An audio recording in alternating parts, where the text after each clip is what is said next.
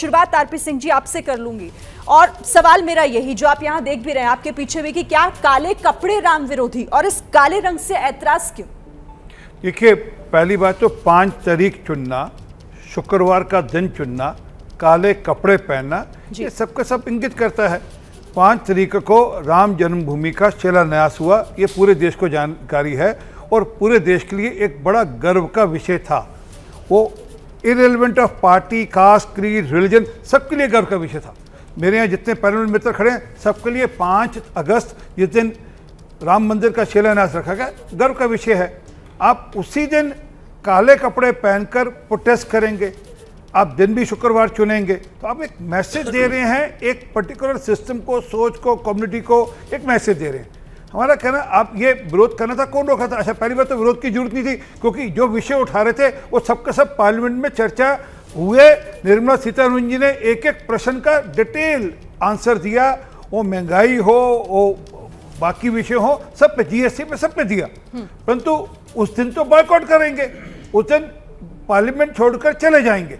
और ये पहली बार नहीं हुआ, ये पहले भी हो चुका है। जब भी पार्लियामेंट में कोई सीरियस इशू होता है तो राहुल गांधी जी कभी न्यूयॉर्क में होते हैं, जो कभी कम्बोडिया में होते हैं, या कभी और किसी देश में पाए जाते हैं। इस बार यहाँ थे तो धरने पे और प्रदर्शन में बाहर बैठ गए, यहाँ बायकॉट कर दिया।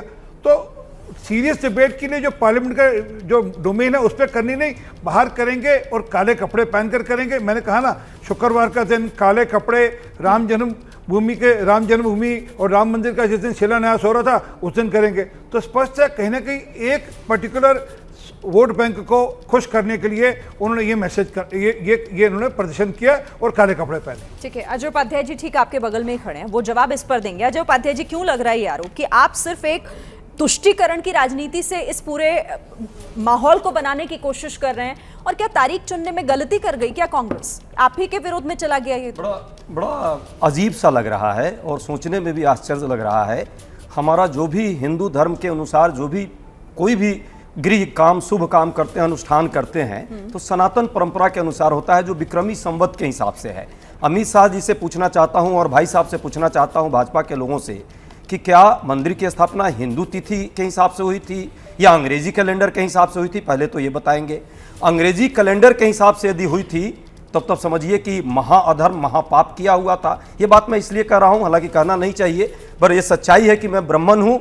चाहे होली हो, चाहे दशहरा हो, चाहे रामनवमी हो, सबको पता है कि हिंदू तिथि त्योहार जो भी पूजा पाठ होता है उसके हिसाब से होता है। और जिस दिन 5 अगस्त को किया गया था शिलान्यास और जन्मभूमि की जो बातें हुई थी, मंदिर स्थापना की जो शुरुआत हुई थी, वो तिथि थी भाद्र पक्ष द्वितीया, जो अभी आने वाला है। कल था अष्टमी। ये कौन सी परंपरा की बात कर रहे हैं? देखिए, दरअसल बात तो नहीं है। दरअसल बात है, सुबह तो सरकार कह रही थी कि इतना बड़ा जो आंदोलन कांग्रेस ने खड़ा कर रहा है, क्यों किया है? क्योंकि ईडी से डर रही है। असम होते होते जब महा संग्राम हुआ, सड़कों पर जनता की आवाज उठाई गई, बेरोजगारी, महंगाई के मुद्दे जब आसमान छूने लगे, और आप जैसे मीडिया के लोग को भी मैं धन्यवाद देता हूं जिन लोगों ने इस मुद्दे को उठाया, तो इनके पास कोई जवाब नहीं था। सरकार डर गई थी, सहम गई थी, और सरकार ने शाम होते होते कहना शुरू कर दिया कि तो मंदिर स्थापना के विरुद्ध में है। मैं पूछना चाहता हूं, 5 अगस्त यदि ये मानते हैं, पहले तो अंग्रेजी के हिसाब से मानते हैं तो महाअपराध है, और यदि मानते हैं तो कल क्या प्रधानमंत्री जी का कोई ट्वीट, अमित शाह जी का कोई ट्वीट भाजपा के लोगों को क्यों नहीं याद आया? ये याद आ जाता एक बार। दूसरी बात, जहां तक काले कपड़े की बात अभी हमारे सिंह साहब ने की है, अरे भैया, देश की परंपरा के साथ क्यों खिलवाड़ करते हो? श्री कृष्ण भगवान हमारे सांवले थे, क्या गलत है? श्री राम भी कहा जाता है देव, जिन महान पुरुषोत्तम राम की कल्पना आप करते हैं और पूरा देश जानता है, वो भी सांवले थे। तो हमारी परंपरा रही है। काला बादल वर्षा देती है, दीपक जो प्रकाश देती है वो भी काली होती है, काली रात, ये तो शुभ का संकेत हिंदू धर्म में है। ये कौन सी हिंदू धर्म की परंपरा को अपना रहे हैं और मान रहे हैं? बड़ा दुखद लगता है जब जन मुद्दों से हटना होता है तो इसी तरह की बात करेंगे। मैं पूछना चाहता हूं, नहीं 10 सेकंड दे दीजिए सिरिन जी, सिर्फ पार्लियामेंट में आप बाइकॉट कर जाते हैं और सड़क पर बैठकर काले कपड़े बैठकर आप जनता के मुद्दों पर सड़क में जाने का काम विपक्ष का नहीं है क्या? महंगाई इस देश में नहीं है? खाने का तेल, पकाने का तेल, चलने का तेल, जनता का कितना तेल करेगी ये सरकार? ये जनता का तेल करने के लिए है। महंगाई दर आज 7.8%। वर्ल्ड बैंक का रिपोर्ट क्या आया है? ये हर तीसरा नौजवान जो 20 से 24 वर्ष का है वो बेरोजगारी से त्रस्त है।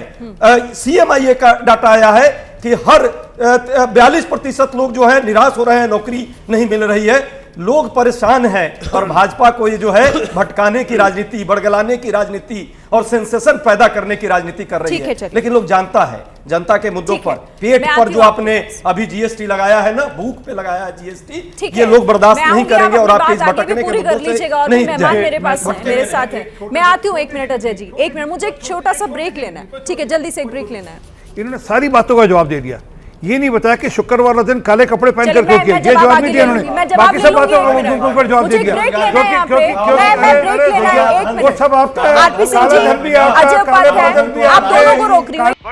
ये हैं शर्मा जी, जो रात का खाना और देश दुनिया की सुर्खियां दोनों लेते हैं सुमित अवस्थी के साथ। अब ये हैं इनके पड़ोसी बैनर्जी साहब।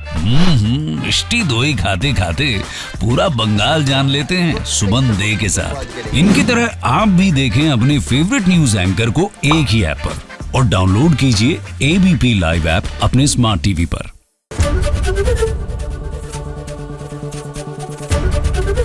एबीपी न्यूज आपको रखे आगे।